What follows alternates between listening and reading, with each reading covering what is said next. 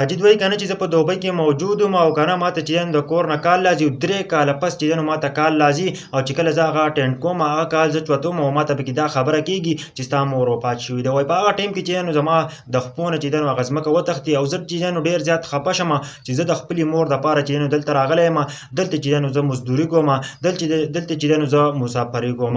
وایي د هغه نه پس چې خلک زما خواله راځي، څوک وایي چې زما ورور وفات شوی او زه نه وم وتلی، څوک وایي چې زما چې پلار وفات شوی او زه چې نه یم وتلی. او ساجد چې په خپله ډېر زیات خفه دي، وایي چې د دې مور دپاره چې زه دلته راغلی یم ځکه چې هغه به کپړې شلېدلې وي، د هغه به چې پیزار نه و او زما دپاره چې ډېرې زیاتې سختې تېرې کړې دي زما مور. ساجد وایي که نه وایي 3 کاله چې ما 3 کاله پس چې ماته کله کال راغی د هغه نه پس چې زما زندګي بلکل چې داسې شوله که نه ما به کار هم کولو، ما به مسافري هم کوله، زه به چې ډېر زیات خفه وم، یو طرف ته به مې کار کوه بل طرف ته چې زما د مور غم و. ساجد ویل چې بلکل چې ما څه نشو کولی، بلکل چې زندګۍ ته مې زړه نه کېدو، مخکې مې زندګۍ ته زړه نه کېدو چې زندګي به زه څنګه تېروم. وایي د هغه نه پس چې وایي زه کور ته رالم او چې زه کله کور ته رالم که نه زما حالات داسې وو که نه چې په هغه کور کې چې زما مور نه وه او زه چې ډېر زیات خفه وم. ساجد وایي که نه وایي زما په زندګۍ کې چې سکون ختم شوی و، زه یو بې سکونه وم، زما زندګۍ نه مکمل طور باندې سکون ختم شوی و. یو پله چې غربت و، یو پله چې حالات ډېر زیات خراب و او بل طرف ته چې زما مور نه وه، په هغه پسې چې زه ډېر زیات خفه وم.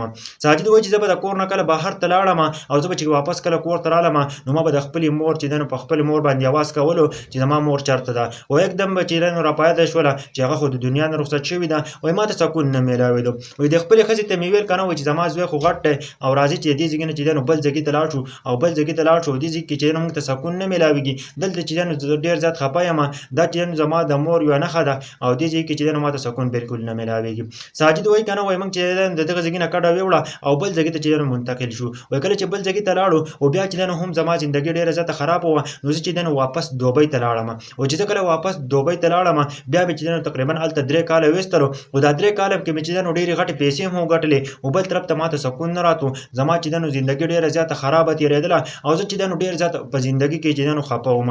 ساجد وایي که نه وایي اخر کار چې زه رالم او زه چې په دوبۍ کې واپس چې کله کور ته رالم خپلې ښځې ته مې ویل که نه چې دلته چې 3 کاله ما چې بیا هم چې په دوبۍ کې ویستل خو ماته سکون نه راته. وایي زه چې واپس خپل کور ته رالم او د خپلې ښځې ته مې ویل که نه چې خپل په دې مور پسې خیرات کوو. وایي زه چې خپل مور پسې خیرات کوم که چېرته ماته سکون میلاو شي. وایي اخر کار چې ما چې خپل مور پسې خیرات کولو او ما ویل که نه چې یو ځای او که نه چې هلته ډېر زیات غریبانان خلک وو، ما چې دا خیرات چې زه به هغه کسانو له ویسم چې الله پاک چې زما د خیرات زما په دې مور پسې قبول کړي. وایي چې کله موږ هر څه پاخه کړل او هغه ځای ته موږ ویوړلو نو یکدم چې زما د خپو نه دا ځمکه وتښتېدله، هلته چې زما هغه مور وه. وایي زه چې ډېر زیات په ژړا شوم او ډېر زیات مې چې وژړل او د خپلې مور له مې چې غاړې ورکړه او پر خپلې مور مې چې اواز وکړو. وایي چې ما پر خپلې مور باندې اواز وکړو، خپلې مور چې ماله غاړې هم زما د مور ماله راکړله او ما ورته ویل چې ته دلته څه کوې، ته خو چې خلکو چې ما ته ویل چې دا وفات شوې ده. هغه ویل که نه وایي ستا ښځې چې زه د کور نه راایستلې یم. ساجد په هغه ټیم کې چې ډېر زیات خفه شو او د خپله مور چې راوستله په خپل ګاډي کې کېنوله. چې کله د خپله مور په خپل ګاډي کې کېنوله ویل که نه ویل دا ستا د محنت په وجه باندې چې نن ماته دا ګاډی میلاو شوی دی. او ساجد په هغه ټیم کې وایي که نه چې ماته په ژوند کې چې سکون میلاو شو، ماته چې د زړه ته چې سکون راغی. ساجد وایي که نه وایي د هغه نه پس چې زه کله کور ته رالم او د خپلې ښځې ته مې ویل که نه چې ما ته یو سرپرایز راوړی دی، ما ته چې یو تحفه راوړې ده او یکدم چې خپل مور ته مې اواز وکړو چې مور راځه دننه. وایي زما دا ښځه چې په هغه ټیم کې چې داسې شوله که نه چې وجود یې بلکل کار پرېښودلو. ولې چې دا څه وشو، دې ته څنګه پته ولګېدله که نه چې دې چې خپله مور واپس راوستله.